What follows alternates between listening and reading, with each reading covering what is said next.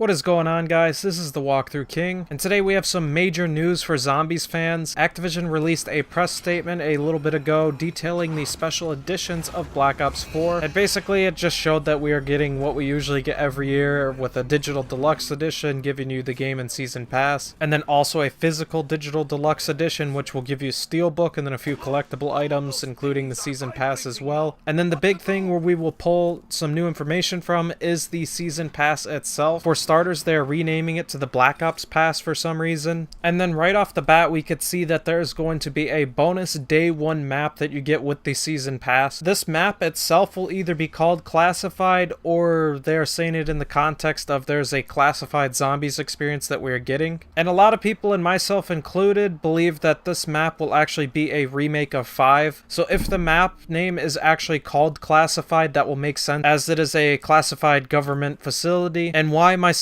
and everybody else is thinking that this is going to be a remake of 5 is that the A in Classified is a pentagon. So either they were really clever with the font that they used for this, or that is definitely going to be a remake of 5. And why I say a remake is because if this was just going to be a remaster, you'd think they would just straight up call it 5. As anytime we have ever gotten a remaster or a port of a map, it's always been the original names. Dating back to Black Ops 1 when we got the 4 World at War maps brought back, those were all named by their exact names. And Zombies Chronicles and BO3, all the maps that were brought back, those were all named by their names. So if this is indeed 5, it will probably be a remake of 5. But either way, this is some pretty big news, as that will mean 4 zombies maps at launch. That is insane. We have never had this many zombies maps to be able to be played right off the bat at launch. So now going into the details of the DLC season itself that we were given, we know that there's going to be 4 zombies maps,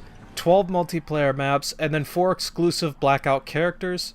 And while they also stated that the Black Ops Pass is going to be similar to how MW3 did their content drops, and that was over time instead of just 4 set DLC dates. And while this is really interesting news, as a lot of people in the zombies community thought that the multiplayer maps would be given out for free over time, and then we would be seeing 2 zombie maps per DLC, one map being a new story map and then one map being a old story map. And personally, I would have been extremely happy if they had announced that as what the season pass was going to be like, as this news kind of puts me on the fence on how they're going to do the story for Black Ops 4, as they only have 4 maps for their DLC season initially in their first year, and that means they're going to have to split up the maps between their new storyline, which they're definitely not going to abandon, as well as their old storyline. Now I could see them wanting to really push their new storyline and doing more new storyline maps than the old storyline, which is understandable as we've had the old story for over 10 years now. Well, not over 10 years, but coming up on 10 years. But at the same time, it also kind of sucks because I want to see the old storyline get a bit of closure, more closure than we've had at the endings of each game, because if you think about it, each game has ended on a cliffhanger of sorts to where we have more questions than answers. So if they are going to push their new storyline maps and have more new storyline maps than they do old maps, I would enjoy seeing a wrap-up that is meaningful for the old storyline.